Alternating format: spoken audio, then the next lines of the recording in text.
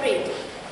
Man sauc Evalds Dunavskis, es mācos Siltas pamatskolā 4. klasē un darbojos folkloras kopā Ruklūzīte.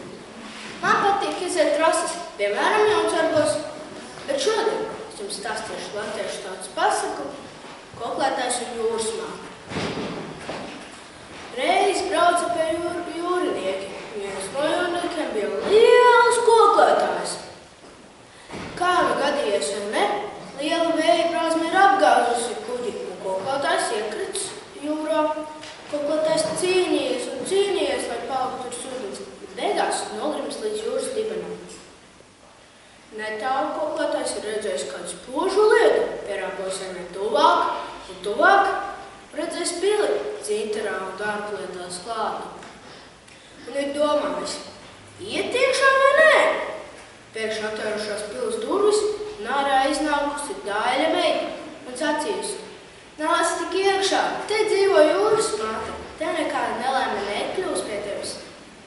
Koklētājs paklausījis un iegājis iekšā un redzējis, kā tā pils laistas, cik viņa Daiļa, un turpat blakus stāvēs stalktā Daiļā jūras māte. Un jūras māte redzējis koklētājiem rokās koku un vaicājusi: Uzspēlēsi? Koklētājs atbildējis: Protams! Gandrīz sācis spēlēt, bet atskrējusi viena jūras mātes meita un čukstējusi: Tu labāk nespēlē koku. Ja spēlēsi, jūras māte sacels tādus viļņus, ka visu pasaulē apudinās. Labāk savelc stīgas tik cieši, sāks spēlēt, pārplīsīs. Koklētājs paklausīs un tā arī izdarīja. Savilk stīgas tik cieši, ka sācis spēlēt, pārplīsa. Vakarā jūras mātei bija jāiet gulēt, un koklētājiem arī. Koklētājs gulēja pie jūras mātes meitām. Viņam patika visas jūras mātes meitas, bet vairāk patika tā, kurā čukstēja melnukle. Viņa sacīja, pirms gāja gulēt: Tu labāk neskaties uz mani naktī, pat neatver muti. Ja tā izdarīsi, mirsi. Koklētājs paklausīs, un tā arī neizdarīja. Nākošajā rītā pamodies zaļā zālē Melnupes krastā.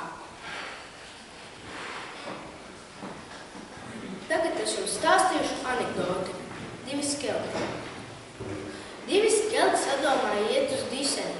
Viens no skeletiem atgriezās un paņēma savu kapakmeni. Otrs skelets vaicāja: Kam tev tas? Pirmais skelets atbildēja: Tur bez pases neielaiž! Es gribētu zināt, kuram patīk iet pie zobārsta, pacēl roku. Bet kuram nepatīk iet pie zobārsta, pacēl roku. Man! Tagad es jums stāstīšu, kā man gāja pie zobārsta. Mani mamma aiziet pie zobārsta.